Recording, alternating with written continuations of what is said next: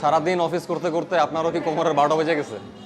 যদি হয়ে থাকে আজকে আমি 2টা ব্যায়াম দেখাবো, যেটা করার পরে আপনি আপনার লোয়ার ব্যাকে অনেক বেশি রিলিফ ফিল করবেন। আসেন দেখে নেই ব্যায়ামগুলো কি কি। Exercise number 1, back extension.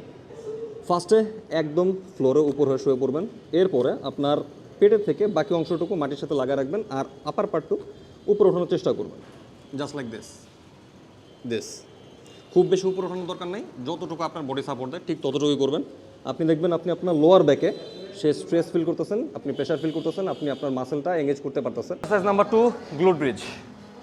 আপনার বাসায় খাট, চেয়ার বা এই ধরনের উঁচু যে কোনো কিছুতে আপনার পিঠের উপরের অংশটা আগে আটকায় নেবেন, তারপরে আপনার হাঁটু সামনের দিকে আগে নেবেন।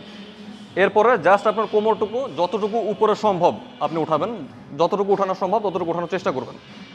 তো এই সময় আপনি আপনার লোয়ার ব্যাক এবং গ্লুটে আপনি এই মাসেল এঙ্গেজমেন্ট ফিল করবেন।